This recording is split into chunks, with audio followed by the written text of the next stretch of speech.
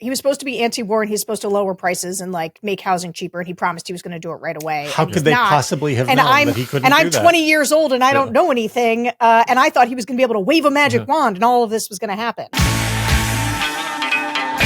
Hello, everyone. This is JVL here with my best friends, Sarah Longwell and Tim Miller of the Bulwark. We got a big show this week. Before we Sarah seemed a little grumpy in the green room. Started. So you got to watch out. We might have angry Sarah today.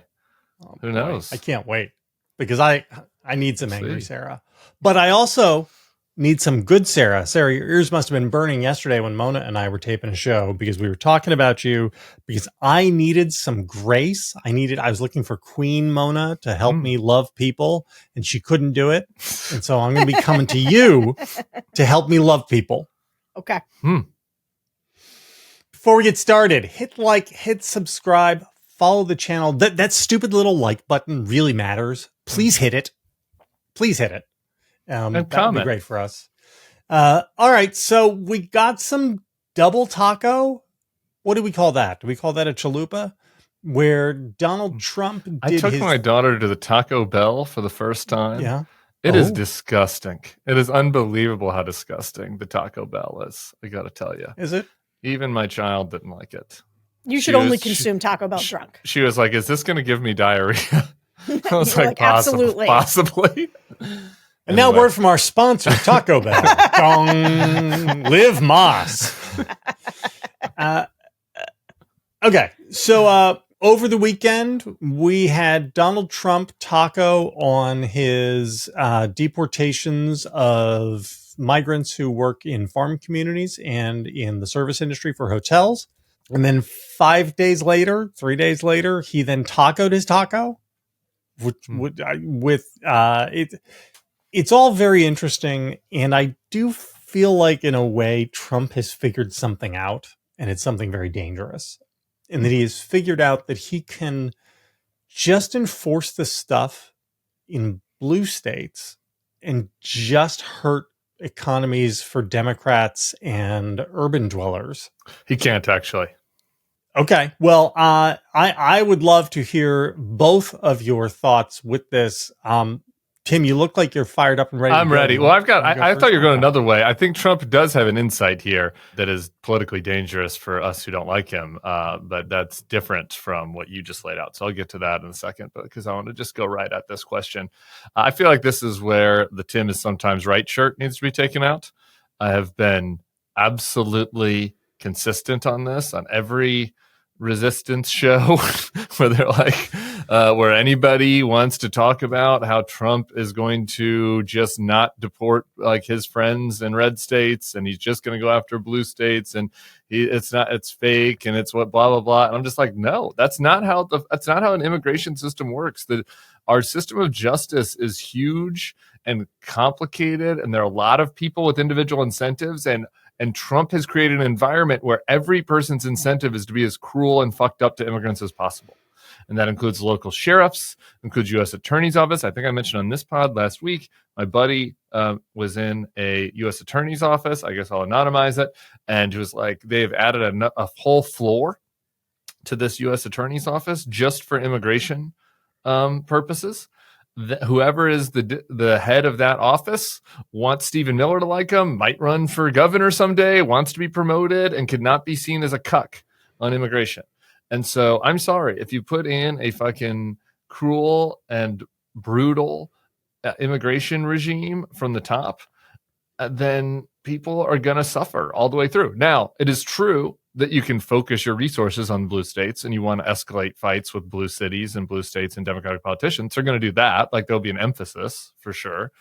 And it's true that, like, you know, on an individual basis, like, can a couple of Trump's hotel buddies get a carve out? Sure. Right. Like, is Mar-a-Lago going to be raided? No. Right. Like, could we find, are there going to be, you know, a handful of big farmers who donate a bunch of money who are able to fucking go behind the scenes and whatever, grease out? Yeah, sure. Like, there'll be specific examples, but I was not surprised at all to see Trump back down on the hotel and ag thing. I thought it was just PR and him telling a couple of his buddies to calm down. He's not coming for them.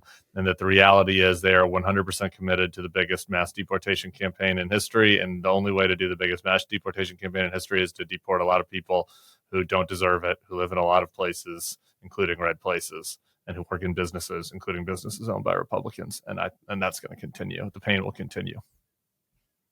Sarah? Yeah, I mean, I think that's right. And I also think, like, it's pretty easy to see how this happens, right? Like, immigration's his thing. It's what he goes, right? When the economy, he's not like, he's sucking wind on the economy and he's sucking wind on foreign policy. Like, he goes to immigration. It is his go-to move where his base will let him do the worst things. And I think what happens, right, is his rich friends do call him up.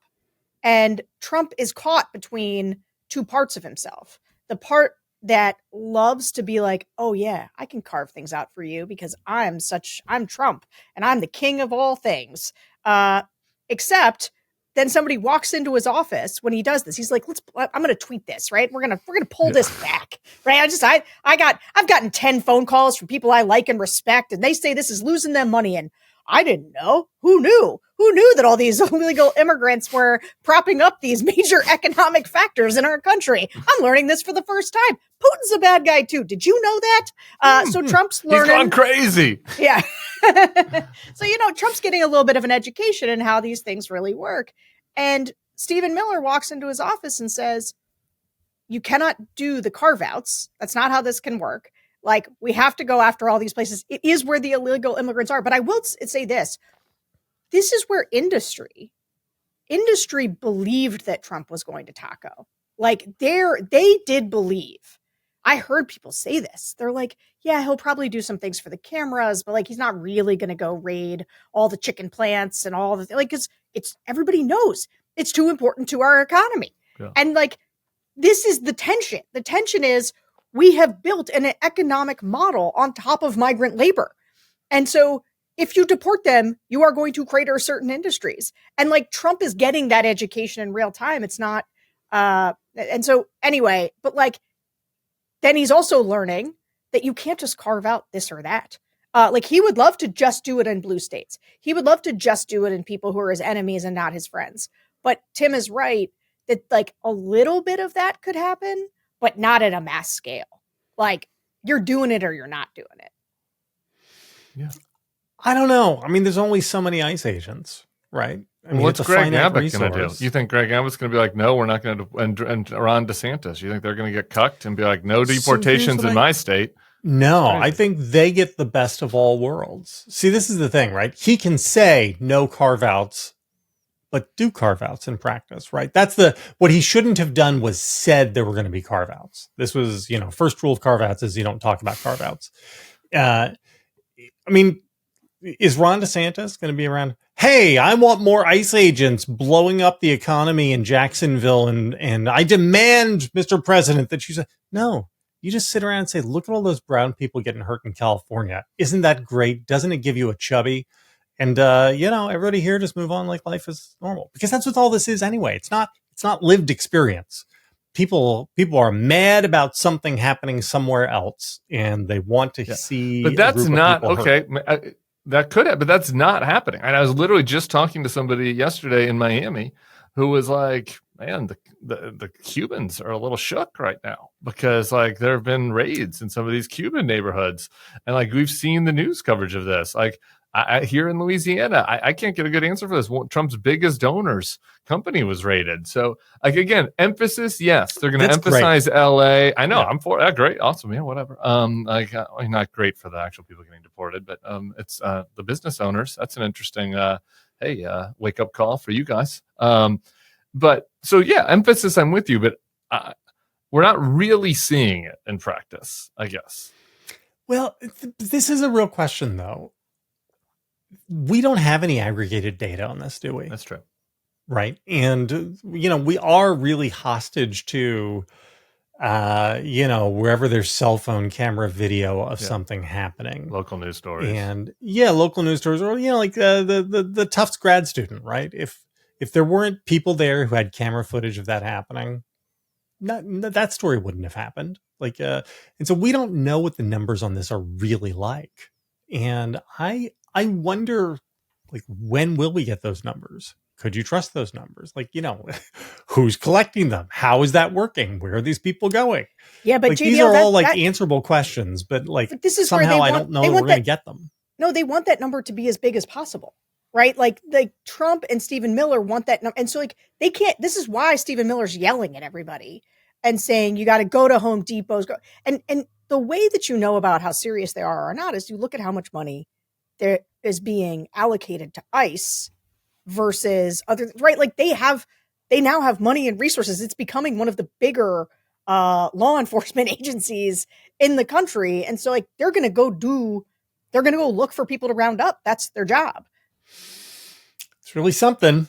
So here's the thing I think Trump could get away with, and it's somewhat related to another topic I know we're going to get to, Israel and Iran, but I'm interested in both your take on the PR side of this.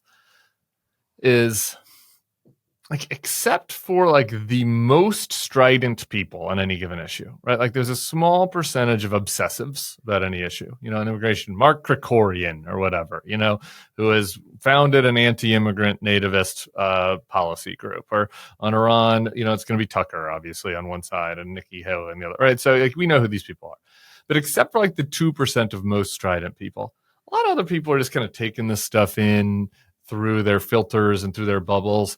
And Trump, I think, has more successfully than other politicians been able to kind of do stuff and then like get people on opposite sides of it to say he's doing what they want. And I think he's just very skilled at that. And so like, I've heard this on immigration. I will listen. I've been, listening to the fucking Tech Bro podcast, and they're like, see, Trump is pulling back on the immigrant stuff that's hurting the economy. And then on the like right wings, the ban and stuff, it's like, this is the most important thing Trump's doing. And on Iran, you saw this. It was like Ben Shapiro and Eric Erickson and those guys are like, Trump was a genius. He sat back and played good cop, and he played possum and tricked the Iranians. And then you have like the nationalist guys, like the Breaking Points guys, being like, well, Trump, is look good at so far. Trump hasn't actually done anything there, and it was just the Israelis acting alone. And right, like he gets away with this better than other politicians do. And it's a tough nut to crack when you've got these like propaganda networks that no matter what you do, they're going to just say you're doing the best thing. So I don't know what you guys think about that. So that's internal coalition management. For sure. Externally, is he still, I mean, we have some polling that we're going to talk about later. Maybe we should just talk about it now. It does look like he's in pretty precipitous decline. Like maybe his, outside of the coalition, or maybe that's just wish casting on my part. I don't know. Sarah, what do you think? I mean, are we going to get into the polling now? I've got a lot of feelings. We don't have to, but like, your focus. We'll talk about the PR element of it, and then we can talk about, go for it. Yeah. Well, I'll just, on the polling, I think what's happening is I don't think that he's in precipitous decline. I think that Trump was on a sugar high with a bunch of new voters in his coalition, many of whom were brought in to the coalition by some of the like Tulsi Gabbard, No More Wars, like almost people who were more lefty, right? Tim's point about how he is able to make everybody feel like he's on their side because Trump has created not just a media infrastructure around him, but an incentive structure for people to say, Trump, good. The thing Trump is doing is good. Mm-hmm. There is just a massive audience that wants to hear, like if the mainstream media is saying thing Trump doing is bad, that created an entire market around thing Trump doing is good. And so people now want to tell their audience that Trump is doing the thing that they like, both the host and the audience. And so there's an enormous incentive structure for people to do that. And so, but I think on the polling, Trump came in higher than Trump had ever been. And I actually think what we've been seen is not precipitous decline, but he never cracked 45% in his first term.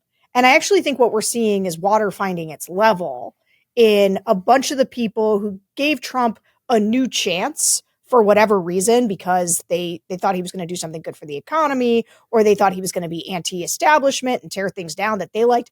Those people are the ones that drop first because they're new to the coalition. And so I actually think what we're seeing is him go back to the place where Trump was never very popular. He lived at 45%. And so for me, I'll say he's in precipitous decline when I see him in the Nate Silver aggregator start to be in the 30s and under where he lived in his first term. Yeah. I mean, the precipitous is too much to say. I mean, there's been some decline. This is the weekly YouGov poll. 2 weeks ago, he was at -4. Last week, -9. This week, -13. I mean, it's like, it's trending in a direction. And when you look at, Hispanic voters, he's now underwater by 29 points. It's like a 24-point Well, yeah, shift. and just to Sarah's point about the new voters and like who they are and what they're for different reasons, and like there are a couple of specific categories of people for whom they have specific reasons. So, and it's these people with the big shifts. Here, yeah, right. It's young people, it's Hispanics, it's black men. Yeah, right. And so, what are the? I mean, young what people, are the Hispanics? -39, a 44-point shift. Yeah, right. What are the Hispanic people mad about? Well, seems probably the mass deportations of random of their homes and people charging into their homes. And I think the Democrats probably overstated the idea that immigration is the most important issue to Hispanics and blah blah blah. But like once you start doing raids in the neighborhood and abuelas getting taken out in cuffs, like that's going to impact at least some percentage of Hispanic voters. And young voters are stupid and thought that Trump was going to be anti-war or whatever, right? So like all this stuff is getting worse, not better globally. And then the economy is like fine, but not getting better, right? Like it's not like it was a month ago where it looked like we might be on recession. He did taco on the economy stuff, but it's still, if you're I think it was one of your focus groups, Sarah. I did also listen to one of your focus group competitors recently. I forget who, but I think it was in one of yours where they were talking about going to this grocery store and just like shit is not any cheaper, right? Like, and there is like another category of people for whom that was kind of an expectation, right? So like there are some distinct categories of people who are not like ideologically MAGA, who have legit reasons to kind of come to bring, to revert to the mean, if you will.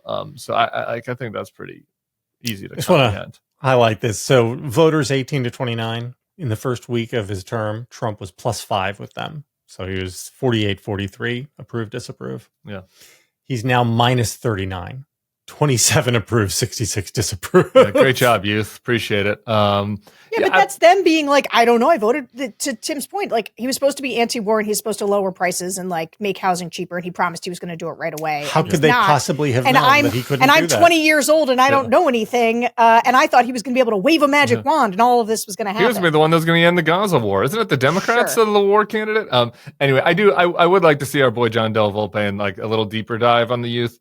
You can, like, there's such a difference between like 18 to 22-year-olds and 23-year-olds or 29-year-olds. You know what I mean? That the makeup of that 18 to 29 might matter. Like that might not be that relevant of a group. So anyway, so it might not be quite as dramatic as that, though. Obviously, there's been some bleed. My only point is that I want to see us get below that 45 mark. Like the place where Trump lived before, getting him back down to that is, I think, kind of the easy part. The hard part is digging into that much more durable part that was very... Getting him sub 40, right? Get him down to 39, 37. That's right. Yeah. No, that's true. It is hard to get my whole house to eat the same thing. Nigh on impossible. It's even harder to find good quality seafood. You just never know about the quality you're getting when you're at the grocery store. Enter Wild Alaskan Company. Wild Alaskan Company is the best way to get wild-caught, perfectly portioned, nutrient-dense seafood delivered directly to your door. Trust me, you have not tasted fish this good. I am a tough customer when it comes to seafood. I have very particular tastes and exceedingly high standards.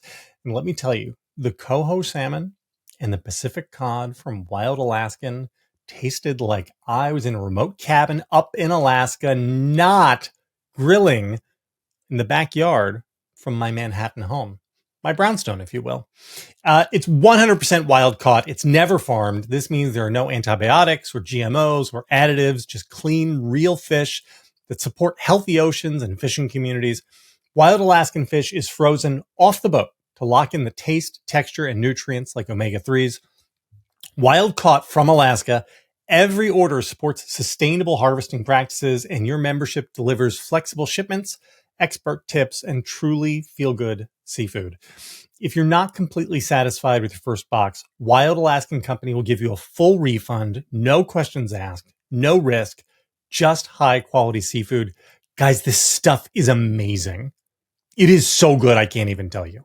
We're not supposed to have favorite sponsors. We love all of our sponsors equally, but the Wild Alaskan Company is awesome. Really awesome. Not all fish are the same. Get seafood you can trust. Go to wildalaskan.com/next level for 35% off your first box of premium wild caught seafood. That's wildalaskan.com/next level for $35 off your first order. Thanks to Wild Alaskan Company, feeding my family, and for sponsoring this episode. All right, so yesterday, we're going to have to talk some New York City mayoral politics, but we'll get there via Brad Lander, who is like the normie lefty city comptroller who's running for mayor, and he got arrested by ICE yesterday. He's kind of like in the Elizabeth Warren lane, if you will, in the primary. Yeah. That's not normie to me, just FYI. Normie lefty. Yeah, normie lefty. Yeah. Okay. So Zohran's in the Bernie lane. Lander's in the Elizabeth Warren lane. I think that's right. Okay. Yeah. So he's at an immigration courthouse in Lower Manhattan. He was trying to escort an immigrant out of the building. He was arrested. What happened? We have good footage of this. There was a gaggle of men, none of whom, from what I could see in the pictures I saw, were wearing uniforms or badges, who were trying to... I saw a couple uniforms. There's a mix, just because it was like, there's like a man in a dark Spider-Man costume. That There's a guy in a full black, like latex mask. Yeah, like a bank robbing outfit. How is it possible that that's allowed? I want to talk about this mask thing. I'd also... I have there's some joke in here about the anti-mask right suddenly loving their ICE agents to be all masked up. One of them is wearing like a COVID mask so you can't see their faces. That is garbage. People should be up in arms about this idea that these people are arresting people while you can't see their faces. Right. And they weren't providing a warrant either. So Brad Lander's asking them, he says, I'll let go when you show me a judicial warrant. He says his hand is on the body of his right hand is on the man whom he's trying to protect. The Homeland Security claims that he assaulted, their word, law enforcement. There seems to be no evidence that he even touched law enforcement. He was being assaulted, I would say. Sure looks like he's being assaulted. I just want to throw this open to you. I am significantly to the left of you guys on the question of law enforcement, I think. You guys saw the picture that I put in our little show notes. You guys ready to come ride with me now? Sarah? Boy, go to Sarah first, because I don't know. This might be my leftiest issue, but go ahead. I'm definitely not ready to ride with you yet, because you have a very sort of broad anti-cop bias. I do think... Not anti-cop. I'm pro-professional cop. I want the professionalization of law enforcement. And I agree. I agree with that. I think that the being masked, I think that the level of... Now, I will say, here's where maybe I differ from you. I think optically, like what happened to Senator Padilla last week, I think was so jarring because the authenticity of what was happening. Like he was genuinely in the middle of a question. He was identifying himself and he gets like put on the ground. And it really is like sort of stomach churning to watch, because it feels very like, this is the stuff that doesn't happen here. I would say this one, the way that they are, how aggressive they're being gives a similar vibe of, this makes me feel really uneasy. On the other hand, like he was doing a resisting thing, right? It was a stunt or like he was trying to get them to kind of, I think he was trying to get act arrested, professionally. Right? Yeah, but he can act professionally. He was asking them to show a warrant. That's a pretty common in any cops show that you watch. Show me a warrant. Can I see your badge and a warrant, please, officer? These aren't hard things to do. Here's my only thing. Hear me clearly on this. I get a little nervous if it starts to feel stunty to people. Like as an optic thing right now, I think Democrats, I think they are doing exactly the right, like I think the way Padilla handled what happened to him in terms of how he went out with a press conference, how he talked about it on the Senate floor, how he implored his colleagues. Like you want to persuade people that the way that these people are behaving is absolutely wrong. And so I just sometimes like there's a lot on the left where there's a lot of like sit-ins or things that are kind of can be performative to the point where you lose people's sympathy. And so I don't think this is that case, do you, Brad Lander? No, I just said I think so.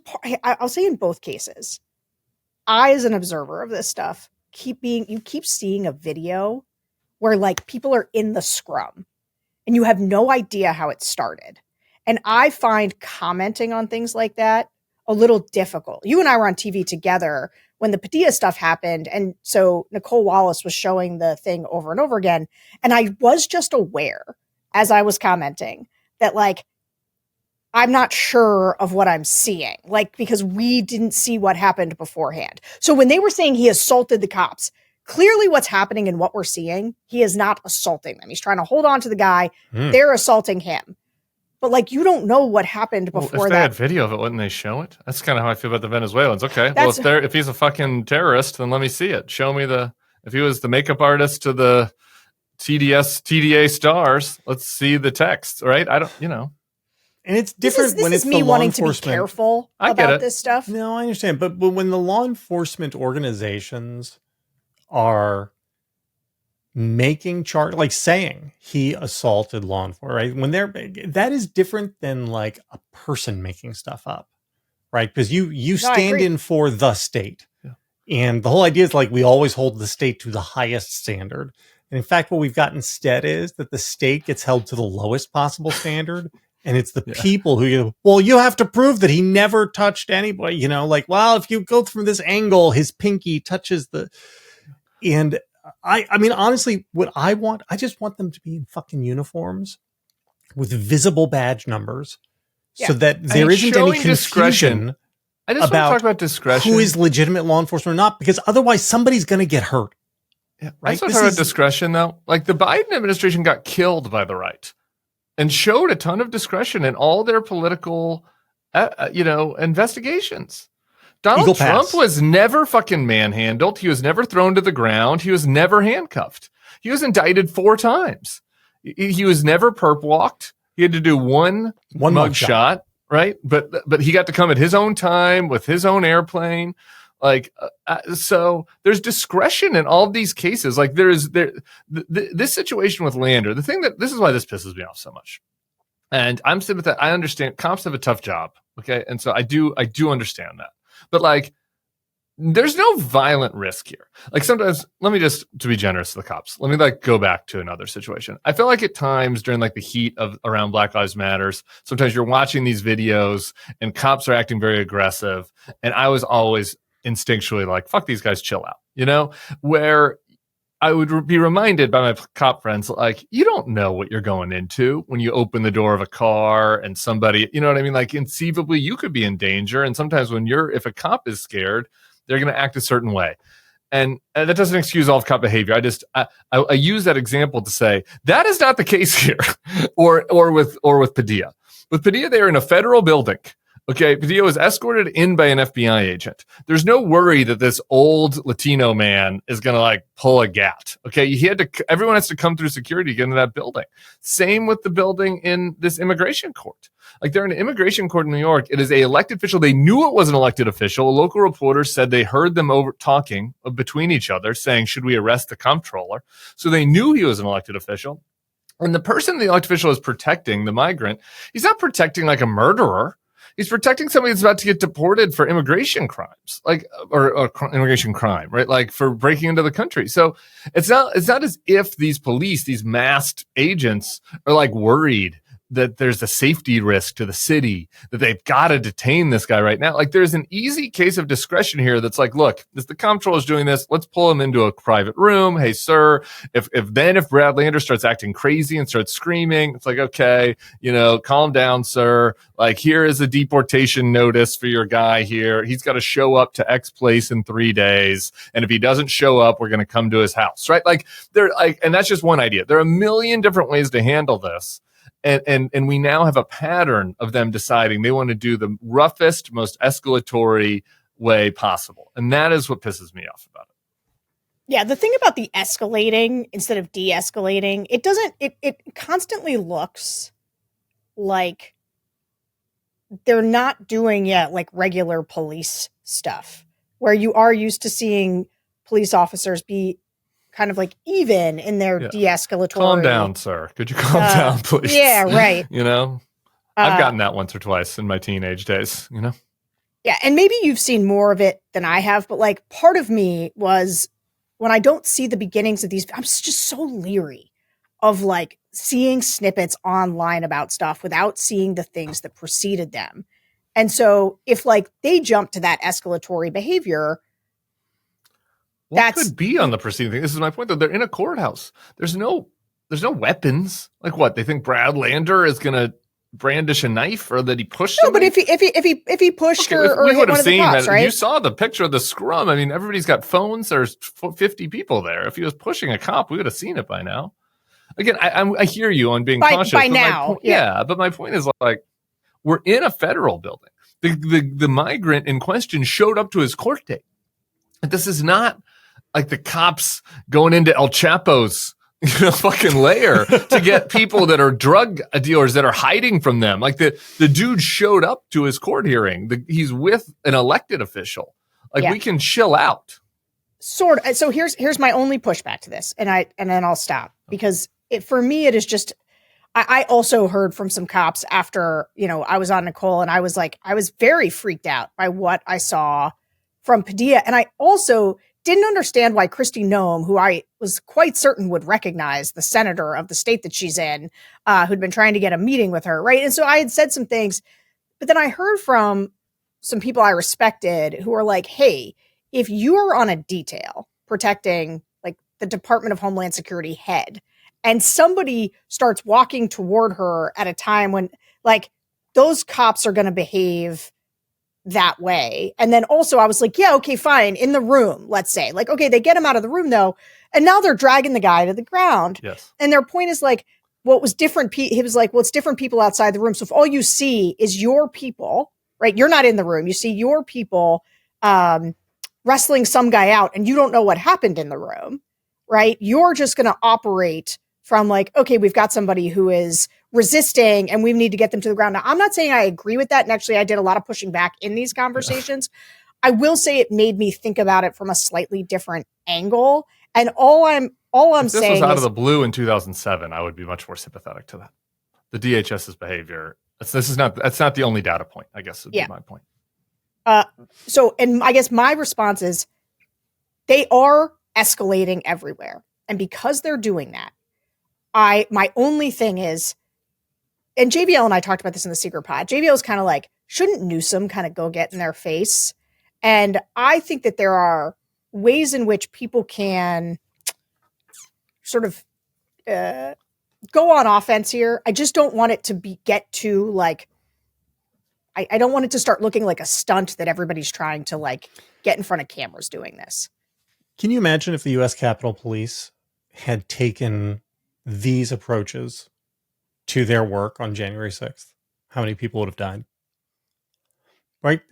I mean, the Capitol Police did an amazing, amazing job not killing people and de-escalating. Even in this, there's that famous, was it Harry Dunn? Was he the one in the stairwell where there are guys charging and he is just like funneling the crowd around, right?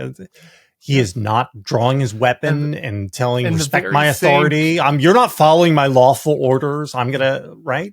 And the very same people that are doing this thug shit now were out there calling the Capitol Police crybabies and talking about how inappropriate the way they treated what's her name, Ashley Babbitt, who crashed through the window. So it's just like, fuck these guys, I guess is my other point. I'm like, sorry, they have no credibility. Again, on any of this. What I want is professionalized policing. Seems, the Capitol Police have always been like people who know in DC, like, no, that is a very professionalized group. FBI agents tend to be a highly professionalized group.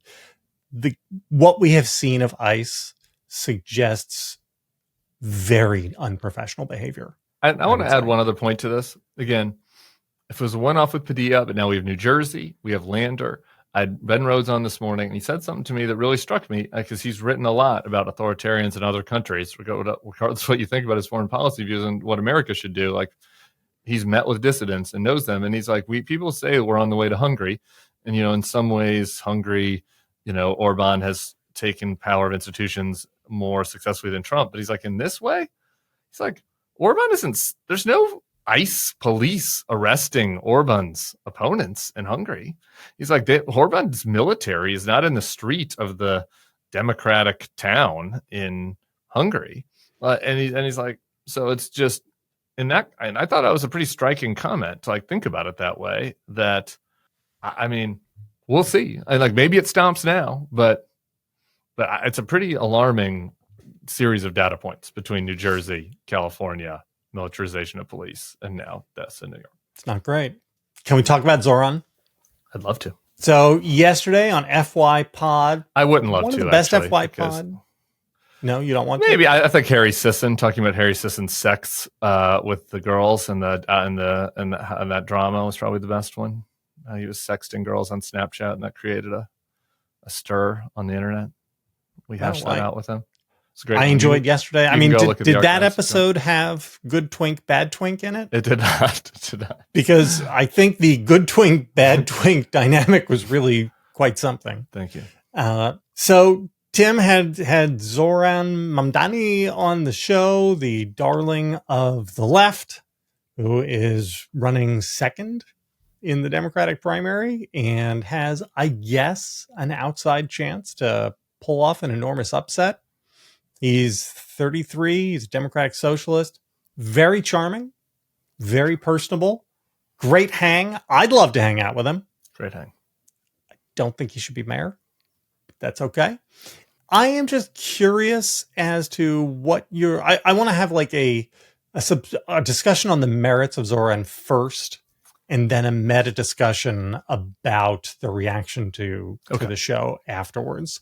All right. And I guess, Sarah, do you want first dibs here at the piñata? No, I think Tim needs to start and maybe set it up. Sure. I will save the meta, which is what I would like to talk about, which is the meta discussion, which has driven me insane.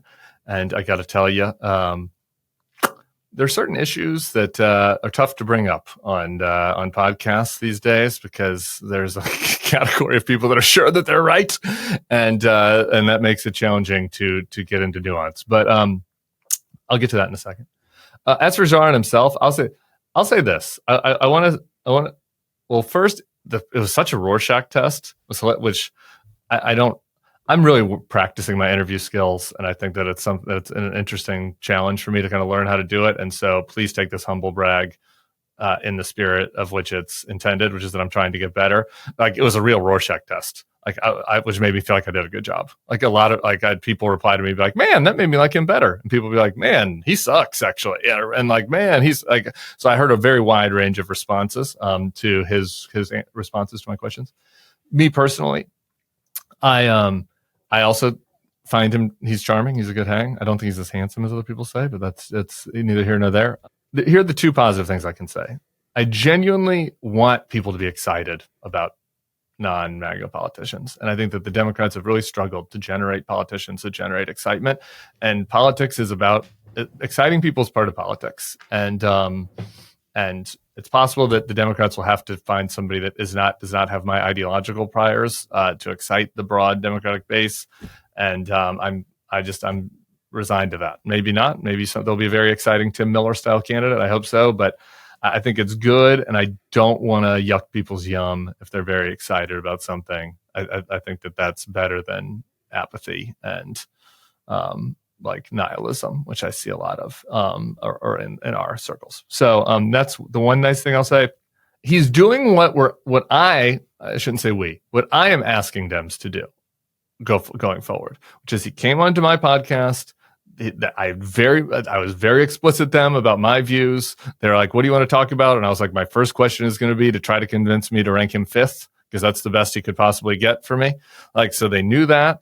They knew it was going to be kind of goofy because we had the Gen Z vibe on it, and he did that, and he was natural, and he was able to kind of hang and go back and forth, and I think that going forward, Democrats should do that. We invited Andrew Cuomo, who is fucking awful across every metric, by the way. As a governor, he was awful. As a manager, he seems like a bad person. We invited him on. He's not doing any of those interviews, and I don't think he should be rewarded for that. So that is the other positive thing I'll say. As far as whether to be a good mayor, I mean, I felt like he was trying hard to try to find things to appeal to our folks on. Like, there's lip service to YIMBY stuff. There's lip service to cutting red tape. There's lip service to making government work. But like, listening to the preponderance of the interview, did it seem like somebody that was really going to fight the interest groups, the lefty interest groups, to get any of that stuff done? Not really to me. Like, I gave him a chance to criticize Brandon Johnson, who's the mayor of Chicago, who's doing an awful job. Everybody hates him, basically. He didn't do it. I asked him to try to distance himself from the more extreme parts of the protesters. Didn't really do that. So that part left me less optimistic about him as mayor. So that would be what I would say about Zohran. It's a shitty situation. I guess the last thing I'd say about New Yorkers, because I don't like the idea that you have to choose. Like, if it gets me back to like the binary choice, sometimes I feel like I'm in like the anti place where it's like where I was always saying to people, it is a binary choice. You have to choose. It's either Trump or whatever. And Zohran people use that as like, it's a binary choice. It's either him or Cuomo. And like, there's something to be said for that, I guess. I don't live in New York, so I don't have to make the binary choice. I'd rank Zellner Myrie first, but that's just me. So that's my take. Can I make a limited case for why I think people are excited for him? Sure. I don't love it myself, but before we throw to Sarah, the rest of the field is so underwhelming. And underwhelming from like, the formerly Democratic incumbent mayor who should be in jail, but who isn't because he sucked up to Donald Trump, to Andrew Cuomo, who's a creep and incompetent. Having a guy who seems like on a personal level is not corrupt, who has a positive vision, loves New York, who says like, oh, we can make things better. Not like, hey, we're just going to mitigate harm. We can do better. I can see where that's powerful, right? I mean, you look at it and say, yes, can't we try to have nice things? Can we try to have nice things, please? Yeah. And I get why people would. He started with that with me when I was asking, like, can't we make the subway better? Can't people have free buses? Why not? Like, that's doable. Why we have to listen to people who are like, no, because we have a corrupt establishment that can't do anything. There's something appeal to that for sure. Where I fall apart is very few of the things he was talking about with you seem practical. Like, I am sorry, the legacy. New York is like the largest legacy system of any kind in America. The city of New York is. And in order to do anything, forget trying to make things better, just in order to keep things going as they are with, duct tape and chewing gum wrappers, requires kind of a lot of expertise.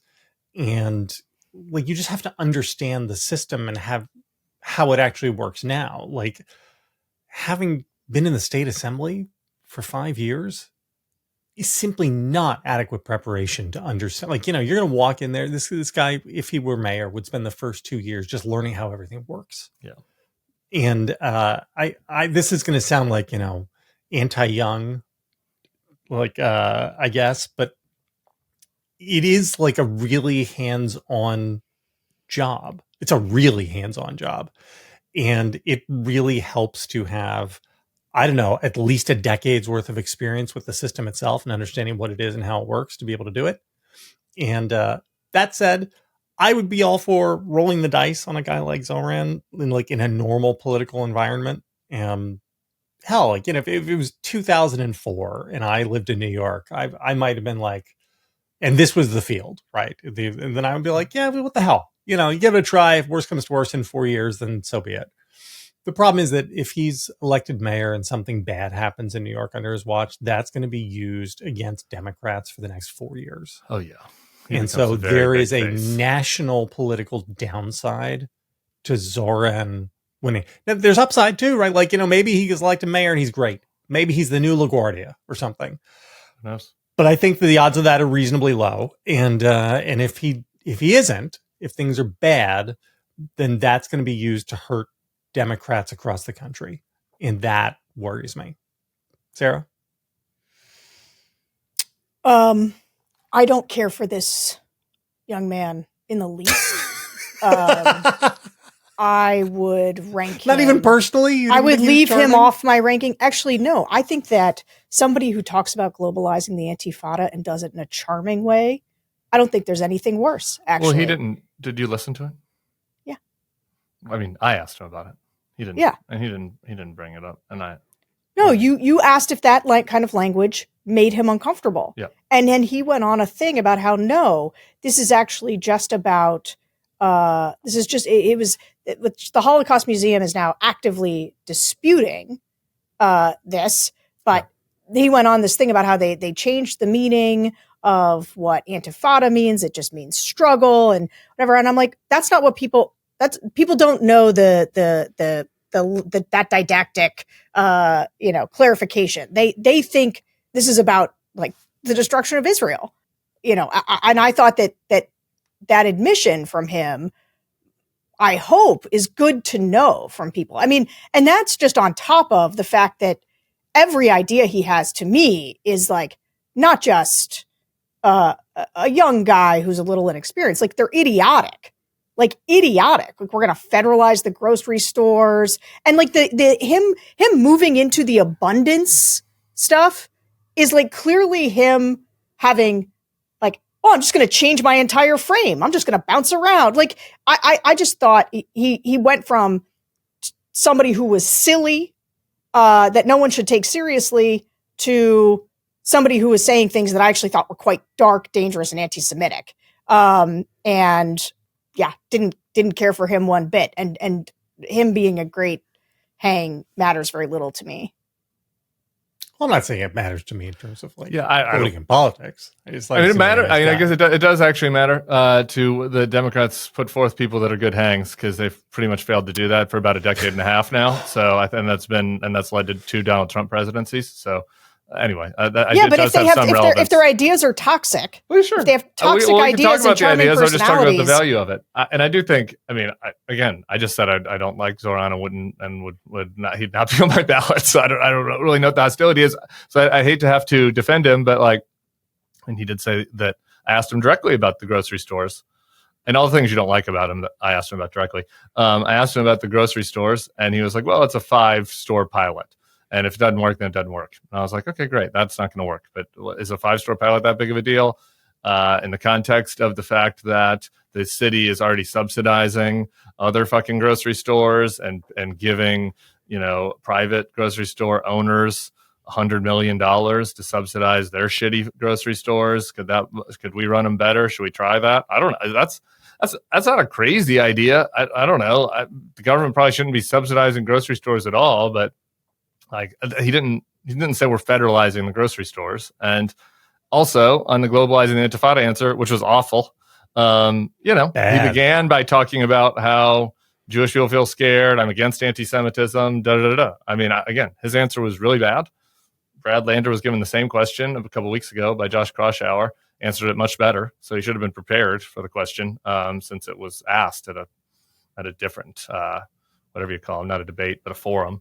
And Brad Lander gave a much better answer a couple weeks ago. So he should have been prepared for it. It was a bad answer, but I was more bothered by so he talked about redoing the way in which zoning decisions are made, right? And zoning decisions are now like really disaggregated across the city, so that like every alderman or whatever has the power to set zoning around there.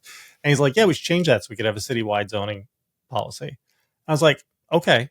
Sure. Who do you think is going to give up their power over local zoning? Like what, how do you get from here to there? Right. You have this system which affords enormous power to the most local politicians, right. And it would be beneficial to the city for those politicians to not have that power, but you're going to persuade. How do you get from there to there? Like on the policing stuff, I am so in favor of taking social services work out of the hands of police for all the reasons that Mamdani said. I think they all make total sense. It's very expensive. How are you going to pay for that? Yeah. Those are they're doing it in Oregon, though, JVL. They're doing it's working. No, and I said, it's like, yeah, they're doing it in Oregon. And I was like, I'm sorry. Like, you could fit Oregon into one, like Queens, right? And anyway, so I just heard that. I just thought, this is not going to work. He's also running, again, though, The Cuomo thing, Cuomo won't come on the podcast. I have plenty of questions for him to give him opportunities for the folks that are very excited about Andrew Cuomo and are upset about my platforming. We've asked Andrew Cuomo to come on the podcast. He said no, he won't do it. He won't do any interviews. He sued to see the gynecological records of the women that he assaulted. And he's also a shitty fucking mayor. He was the governor. I mean, he was the worst governor in the country, maybe on COVID, besides DeSantis on the long end on the long tail. DeSantis might have ended up being worse. He's the worst governor in the country. And he's also not good on the ideas of cutting red tape or reforming the government or whatever. And he's like a machine fucking hack liberal that we hated our entire lives. So anyway, it's not a great choice. And I just think that I get a little frustrated with the people that are like stridently in my mentions on one side or the other, both being like, how could you fucking platform this guy that might be mayor of New York? And on the other side, it's like, how could you not rank him over Cuomo? It's like, I don't know. Both choices really fucking suck, actually. And so it's a tough choice. Life is the guy who founded we should a vigilante organization. Yeah. Like this, it's not even like you could say, the mayor's a criminal. Oh, and the Republicans have a local businessman who has no chance to win, but he's sensible. Like the Republicans nominated just an insane talk radio host / vigilante. Yeah, right. So the whole thing is really, really bad and a sign of enormous political dysfunction totally across the board in New York City. Yeah, I think that was my one of my big takeaways was like New York is really screwed because I don't my disdain for Zohran is like completely independent of my political judgment around like the race. Like it's not because I don't like him because I really like Cuomo. Like no, I think Cuomo's a huge scumbag, and I actually think that like the only good choices are people who are polling at 2% that no one seems to no one even seems to have looked at or cared about, which is very disappointing. But I think we should have the platforming conversation because now that I've said my piece about how I feel about him as a person, I'm going to defend Tim talking to him.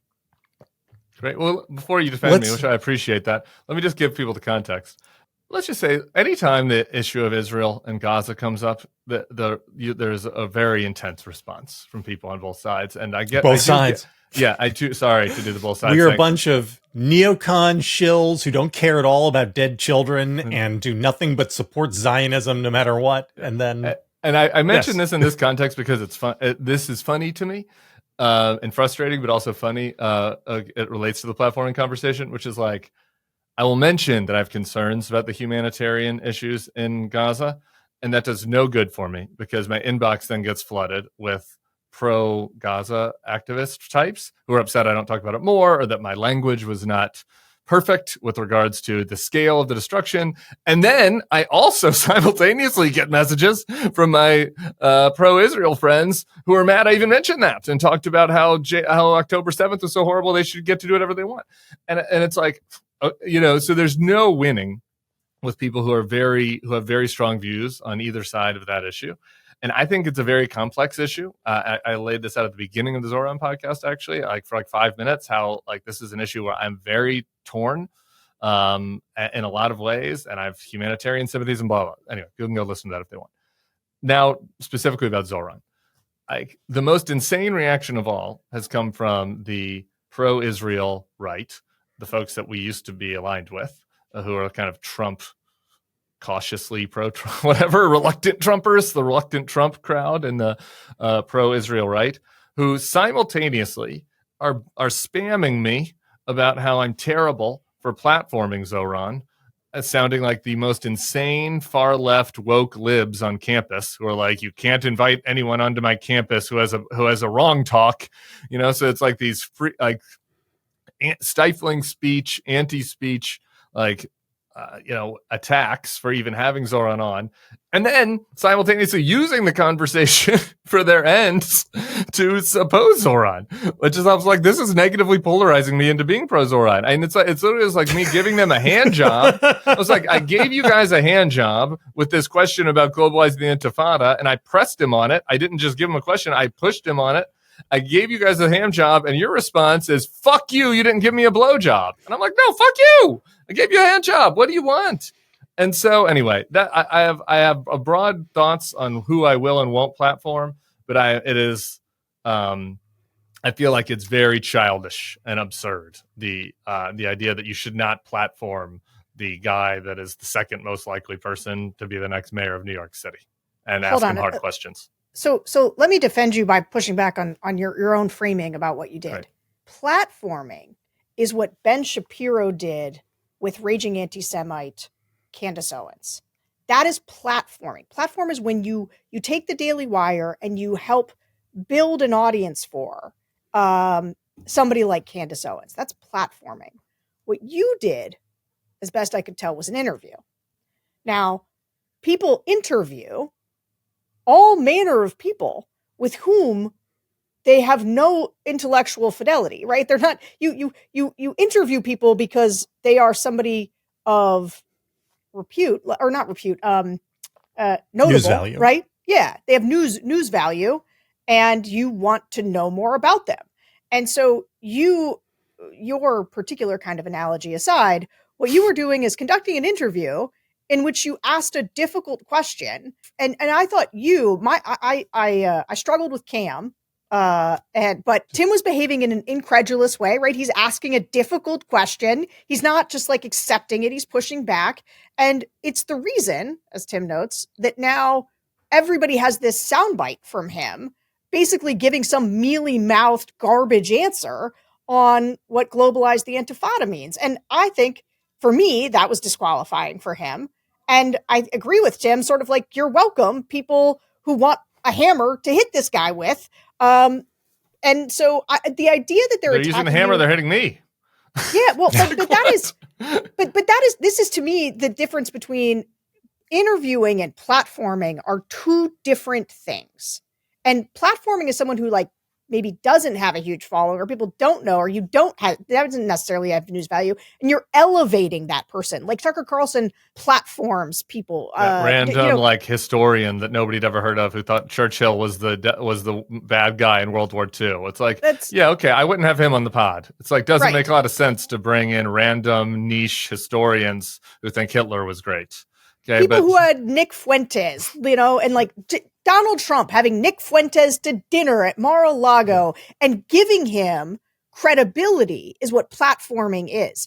Taking somebody who could very well be the next mayor of New York. This is where I defended Caitlin Collins when she had the thing with Trump, the town hall, right? Like I was against them stacking it with Trumpers in the audience, but like, what was she supposed to do? The guy was very likely going to be one of the top nominees for president. Like, you have to interview people. And this idea that people are against having the conversations is ridiculous, and also is sort of not what it's the right behaving, like they always say the left behaves, which is like, oh, snowflakes, you can't take a tough conversation where we disagree.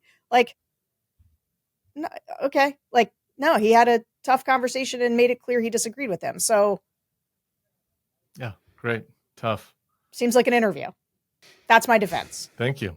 I appreciate that defense. And I also, I don't know, JB, your thought, and sometimes we've disagreed a little bit on platform. I like, my view on the whole conversation is deplatforming random people I'm for. Like Milo got really hurt by being deplatformed. That was an example of it working. There was a big discussion back and forth. I think JB and I were on opposite sides of this one, where about like the Trump deplatforming. Like that didn't work out, turned out. That maybe helped Trump, actually, in retrospect. There's a huge gap between Trump and Milo, and there's some edge calls, but like anybody that is influential already, like you're not platforming them by giving them a challenging interview. You're engaging with them and challenging their views. Like that's fine, and we should be able to do that in a liberal democracy and in a society and on this and on a podcast. I like my rule for the podcast, which is maybe unique, separate from the question of platforming, is I only want to have people on to tell me what they really think. So that means that there's certain people I won't platform because they're full shit, right? And I'm like, I don't get much value in that. That over indexes currently on the right for a lot of people who, when they do interviews, they pretend they suspend disbelief to make arguments on behalf of Trump that they don't even believe. I don't see much point in engaging with that. I'm not going to do it. But if you really believe what you're saying, and by the way, there are a few people on our side that I'm not having on the podcast because I feel like they fail that category. And if you believe what you're saying, I want to have more disagreements. Like, it's like absurd to like have on like what I'm supposed to like only have on Tom Nichols over and over again. Becomes a pretty boring podcast. You know, I got to do it every day. What the no fuck shade do people to Tom. want? No shade to Tom. No shade Tom's to very Tom. interesting. Love Tom. He's great. But it's just like, you know, I for my own sanity, I require having people on the pod with a wide array of views I disagree with. I wish more right-wing people would come on. I've invited every single Republican member of Congress onto the podcast several times. None of them want to do it, you know, because they can't like handle the smoke. So, which takes me back to the one compliment I offered Zohran, which is he was willing to do it, eyes wide open, of the fact that I am not a fan of him and was not even possibly going to be in the top 4 on my imaginary ballot. So there you go. I don't know, JVL, was there any that you disagreed with in the platforming conversation? No, none. So when we have talked about platforming, typically you and I have been on the opposite sides. I don't really think we're on the opposite sides. I think we're mostly aligned. My concern is always allowing something to be turned into propaganda. And so I feel like those of us who own platforms like the Bulwark have an obligation to prevent what we do from being turned into propaganda. And so that's why I wouldn't have Scott, what's his face from CNN on, Jennings, right? Because Scott Jennings, because as you said, like he'll just never say something honest. Like you just know that he's working in bad faith. Why present him? I would not have Donald Trump on to do a live conversation, right? Because this was my thing about the town hall, right? Like I thought like you got to have him on tape, right? You have taped interviews so that you can like do what Jonathan Swan did, like have all the receipts with you, right? It's why I chafe a little bit at the New York Times sending Ross Douthat to interview JD Vance, because Ross is just there to slobber all over JD's knob. Like there's no, you know, that is essentially just propaganda. There's almost no news value going on in the two of them having a conversation. But that's not what you did. And I really don't understand. Legitimately, I don't understand why anybody would be upset. Because if Zohran had gone on the Hannity show and gotten pinched with that question, all of the people who are mad at you would be thrilled that Hannity got him. Oh, yeah. Right? Oh, and for sure. No, it's about me. Yes, it's about Sean me. got him. It's about me. It is. It's about the Bulwark. It is about the Bulwark. It's like a former family fight, whatever, which I don't really care about. So it's anymore. not really a good faith. Like it isn't actually about platforming. It's not actually about any of that stuff. Again, and that's why you didn't I don't platform really take him. those You criticisms. conducted an interview, right? And so that's why I don't really take any of those criticisms seriously, right? I mean, these people should, I don't either. Like, I do think it's funny the though. Bulwark got this guy to reveal himself. Yeah, I don't take it seriously either. But I do enjoy mocking them about the fact that they're like literally using the most cringe rhetoric of the most far left woke, like height of the height of the social justice movement type rhetoric about how you can't talk to anybody who has a bad thought. Yeah. All right, listen, we are running super long. Are we? We're only halfway through the show map. So we have one topic left. I'm going to cut everything into one topic. You guys choose Iran or Mike Lee. I mean, I've covered Iran a lot. And I had Ben Rhodes on today. I'm going to have S.E. Cupp on tomorrow. Very different views on Iran. We'll discuss with both of them. And so I'm fine. And I've also talked about Mike Lee a lot. So I guess, Sarah, this is your call. Sarah's choice. You pick. Ooh, the Mike Lee thing probably has been overly hashed over. I'm happy to do Iran because I think that the inner MAGA crack up is pretty interesting and a rich vein of discussion. But if I could just say real quickly, and also I did Mike Lee on TV yesterday, but I just want to say, screw Mike Lee. I'm glad you're a trash person, and this is what Donald Trump has. I just hate the way people have decided to be this awful in the face of tragedy. I just really, this is the stuff that I lament more than anything. And I think when JVL and I have our arguments about voters and our elected officials, the United States Senate and the United States Senate are behaving this way, and setting this kind of example. I don't know. It is just so rotten. Also, when I was on TV yesterday, the only reason I want to say it is that I misnamed Tina Smith, Senator Tina Smith, who is the one who called. No, I just kept. You know why? Tina Peters. No, Tina Peters is like from 2022, the crazy right-wing person who was like got arrested for messing with the machines. Yeah, in Colorado. I wrote a great story on that. She was out in Grand Junction. And for whatever reason, Tina Peters is locked in my brain. And so I kept saying Senator Peters. And at some point, Nicole was like, Senator Tina Smith. Yeah. Like, I don't know who Longwell's talking about. Gary Peters. There's also Gary Peters, yes. Peters. I was doing something in my brain. But good on her. Good on her for walking up face to face and saying, hey, that was a miserable, wrong, indecent thing to do. And you should knock it off. And he deleted them. And I think it shows the value of the direct confrontation in a way that is in the vein of the have you no decency, sir. So good on her. Anyway, Iran. Amen. Sorry. Now you have to go on Iran too. It's back to you. Which part of the Iran? Where are my neocons at? I just want to talk about the Tucker Carlson Ted Cruz interview, like the 2-minute snippet that's out there. Okay, go ahead. I have not seen it. What? I haven't seen it. This is great content from two people who are horrible in their own ways. You have to choose. I won't choose. You have to choose between Cuomo and Zohran and between Ted Cruz and Tucker. Actually, you've got to rank all four of them right now. Rank choice voting. Sarah. Go. Sarah Longwell, we're putting this on TikTok. Rank choice voting. Zohran, Cuomo, Tucker, and Ted Cruz. Cuomo. Cruz. Zohran. Tucker. Wow. This is why I'm a good interviewer. I can't believe I got you to do that right there. But it's like being like, I don't know. This is the shit sandwich or chew on glass thing, and maybe drink Drano is number 3, like whatever. To me, these are all the worst types of people. But the funny thing is that watching Tucker do his insane Tucker thing, where he came in loaded with, I'm going to quiz Senator Cruz. So he's like, you want to bomb Iran? How many people live in Iran? And Cruz is like, I don't know. He's like, what? You want to destroy this country and you don't know the population of Iran?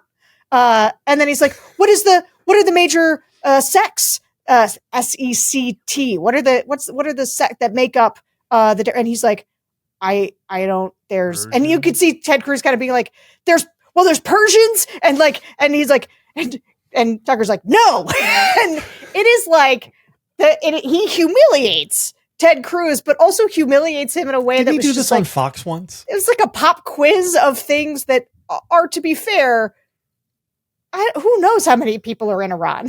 I don't know. I guess I don't normally expect Ted Cruz to know, but it's a good. I can't wait to watch it at 2, actually, because it will embody the two very distinct sectors of MAGA, the Tucker, Steve Bannon MAGA that is like, and this is why Tulsi came into the coalition, right? Is the end forever wars types. Tucker Carlson, who got his start at the Neocon Weekly Standard, where JBL also came from, and our Bill Kristol. Tucker Carlson is now no forever wars, no wars in general. We shouldn't do anything that's not in America's interest. Caught between like long-standing Republican canon of Iran cannot have nuclear weapons.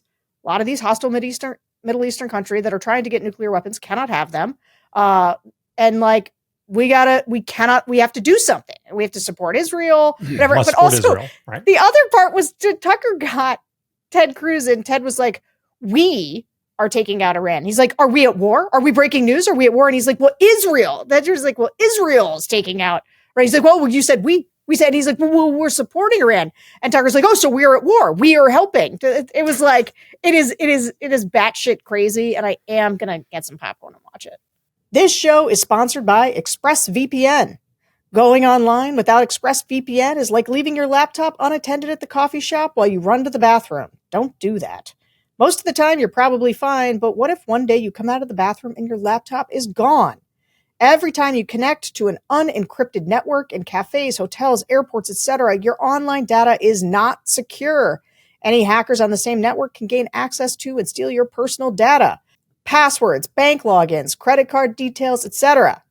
It's super secure. It would take a hacker with a supercomputer over 1 billion years to get past ExpressVPN's encryption, so that's probably not going to happen. It works on all devices, phones, laptops, tablets, and more, so you can stay secure on the go. Safeguarding personal data and personal security is never far from my mind, and it shouldn't be far from yours. This is the kind of thing that feels really easy to ignore until you get burned. Secure your online data today by visiting expressvpn.com/thenextlevel. That's expressvpn.com/thenextlevel to find out how you can get up to 4 extra months free. expressvpn.com/thenextlevel. The Tulsi subplot is the better one for me. Okay. Like, have you seen the Politico story from last night? Yeah, I have. It's great. It is really delicious. And it was like Tulsi did this creepy 3-minute video about a nuclear bomb hitting San Francisco. And Sam and I did a YouTube kind of analyzing it. And we're like, what is this? Like, what's behind this? Like, is this a pro-Russia thing? Is this like, does she want to have a future career? Like, she's looking at her future career as a announcer? Like, what is happening? And the Politico story sheds a little light on it, which is that, like, Trump saw it as a pushback on him. Yeah, like shot across the bow. Yeah, and was pissed about it. Like, because he saw it as kind of like a be careful with what's happening in Israel right now message. And so that was delicious. And then you have the fact that she said 3 months ago that Iran's not actually close to a nuclear weapon, which goes against their arguments for bombing them right now, which is delicious. But the most delicious little subplot is just the JD part of it. And JD's like kind of hanging out in there. Like, oh, he was on Twitter and he was like, well, when Tulsi made that comment, it was 3 months ago and a lot has changed. But like, from the inside, I can see the nuance of this closer than you guys can from the outside. And it's just like, JD is squirming right now, like trying to find where to land. And the Tulsi and JD element is what I'm watching the most closely.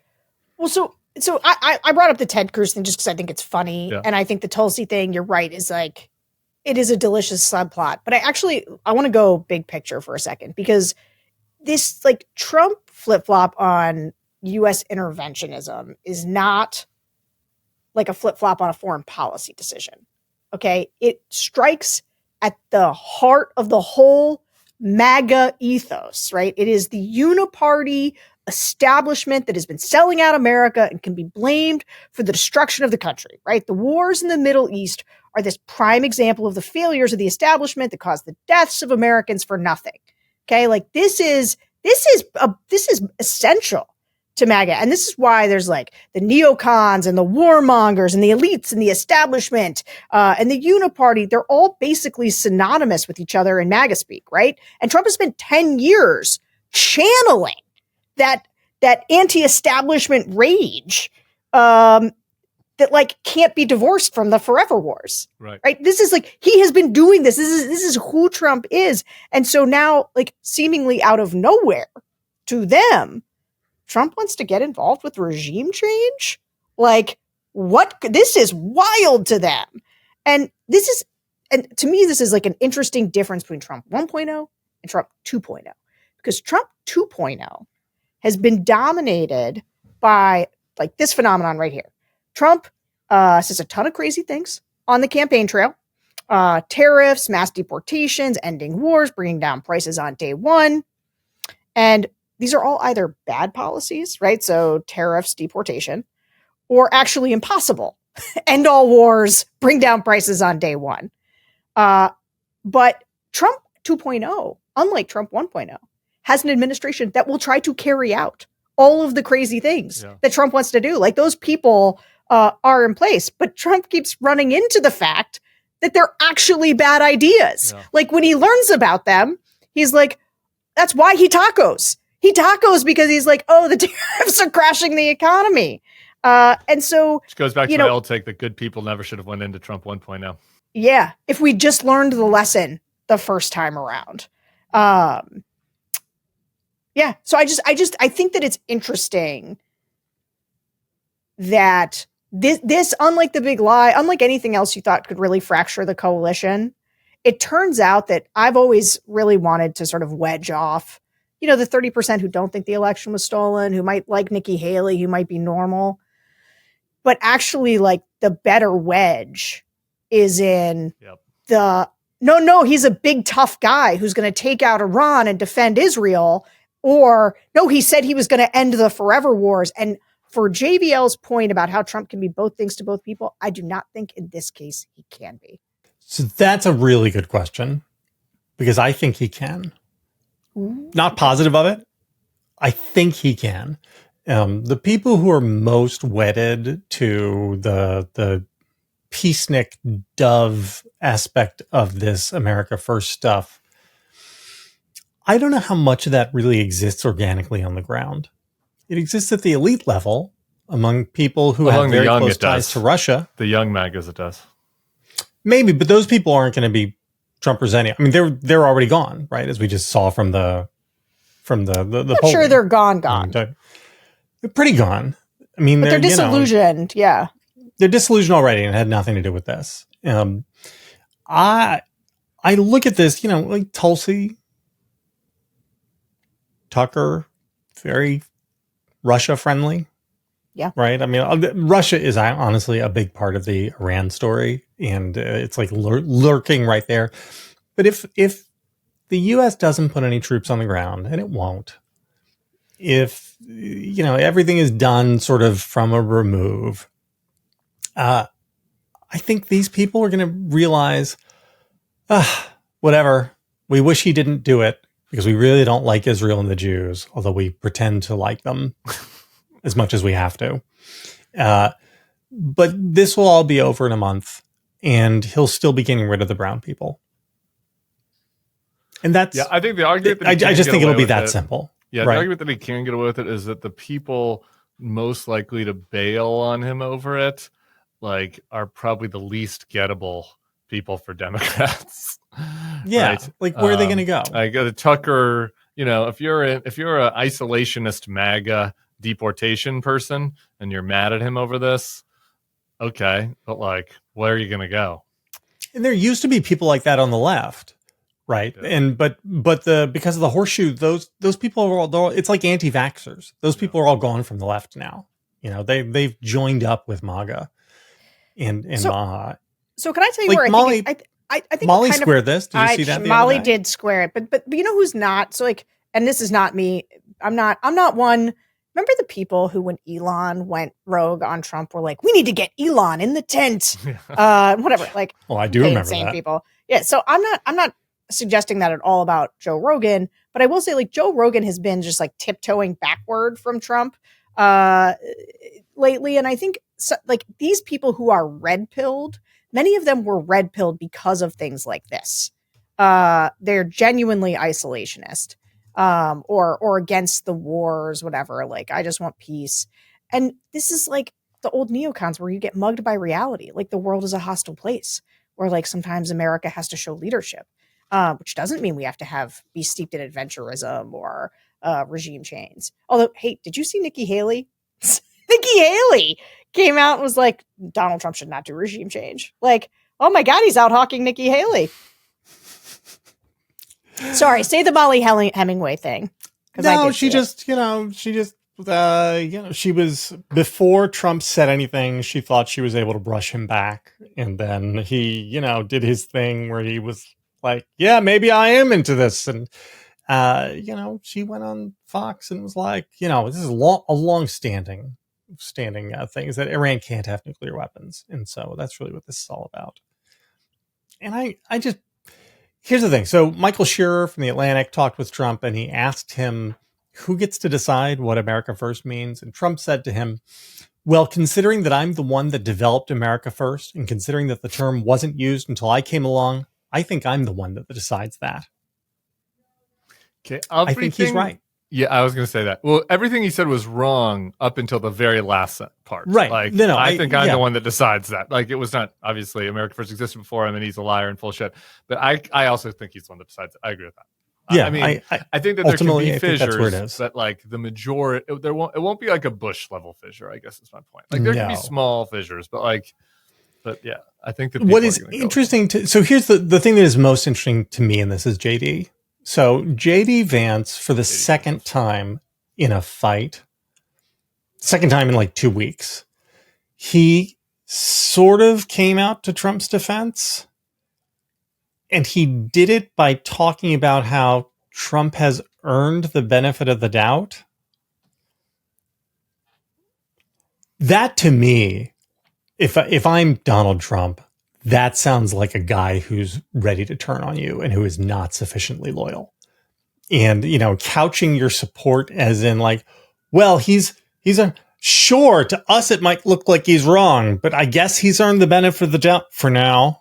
Right. And that looks like a guy who's eyeing your seat and who is not going to be willing to defer to Don Jr. or whoever. And I do wonder at some point if Trump just decides that JD is going to get the Pence treatment. Maybe not. Right. Maybe JD is like, but I'm shocked. I don't know if you guys are, that JD be willing to not hug him as tight as he should in moments like this. Because he did with this and with the Elon thing.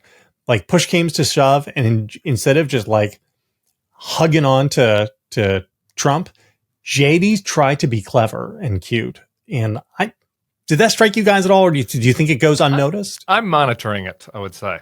I don't know yet. I read it differently than you did. I read it as JD Vance, like they were like, go give him some cover on this with your people. And he did. Okay. Like maybe that's true.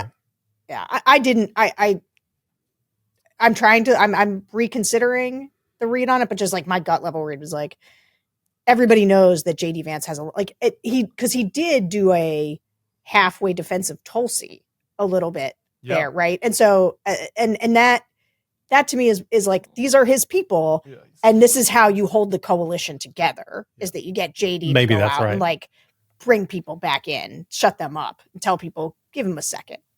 Yeah, I'm monitoring it. He seems squirmy to me. I'm not sure. I think Sarah might be right, but I got an eye on it. All right, guys, good show. Long show. We got to tighten these things up. They're starting to get really shaggy. We've got lots of things to say to each other. This is the problem. Well, either we need to tighten it up, or each other's bad takes. Okay, how about that? Or the world needs to settle down. Maybe the world needs to settle down. We all get to deplatform one of each other's bad takes from the show, and that would cut out 12 minutes. Something to think about. Maybe we could do it in post. Okay. Guys, hit like, hit subscribe, come follow along with us. Maybe we'll do an hour 45 next week. Who could say? We might be live next week. Oh, no. Actually, that's right. I will be here next week because we might be doing it live. We'll do it live. This is a thing we're going to start trying.